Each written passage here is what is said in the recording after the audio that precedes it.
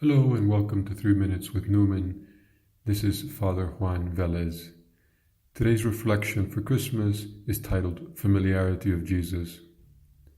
At Christmas we celebrate the birth of Jesus in Bethlehem. But what does this birth really mean? What does this tell us about God and His familiarity with us? Blessed John Henry Newman gives us some insight into the mystery of the Incarnation, a term which derives from the Latin word meaning to take on flesh or human nature. Jesus became incarnate, took on human flesh in the womb of His human mother, Mary, and this is a great mystery.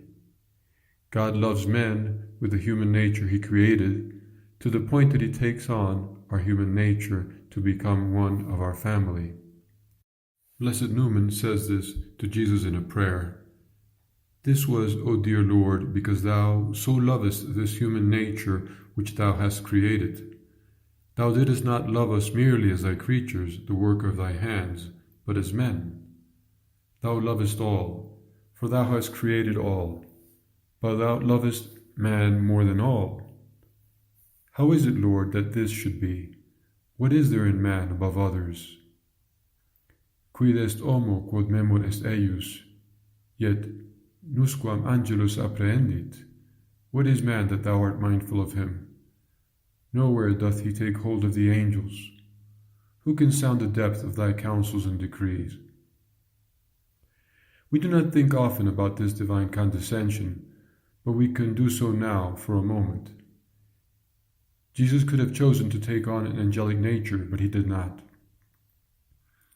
Newman continues marveling at yet another manifestation of God's love. Thou camest not only a perfect man, but as a proper man, not formed anew out of earth, not with the spiritual body which Thou now hast, but in that very flesh which had fallen in Adam, and with all our infirmities, all our feelings and sympathies, sin excepted.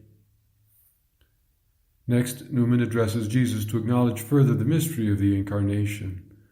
O dearest Lord, Thou art more fully man than the Holy Baptist, than St. John, Apostle and Evangelist, than Thy own sweet Mother.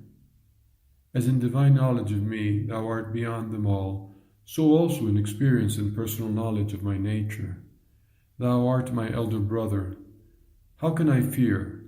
How should I not repose my whole heart on one so gentle, so tender, so familiar, so unpretending, so modest, so natural, so humble?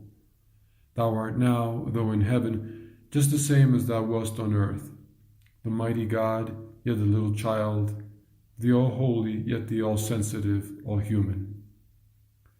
This wonderful mystery which manifests God's love for man equally manifests the humility of Jesus, who hid His divinity by taking on our human nature and becoming a little child, requiring the constant care and affection of Mary and Joseph.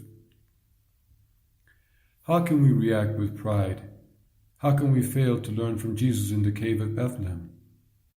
Saint Josemaria Escrivá invites us to contemplate the humility of the child in the cradle at Bethlehem.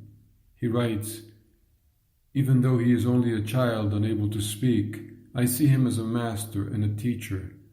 I need to look at him in this way because I must learn from him." We must also learn from Mary and Joseph, who know they are very little and act with profound humility. The Virgin and her chaste spouse know themselves to be fully at the service of God. During these days leading to Christmas and during the octave in which we will be busy with the visits of family members and attending various celebrations, let us take time to marvel at the mystery of the Incarnation and God's immense love for mankind. Rather than allowing ourselves to be overwhelmed by the concerns of the holidays, let us consider how Jesus wished to be born into a family, and give of ourselves generously to others as He did. And thinking of Jesus becoming a child, let us ask Him to make us more humble.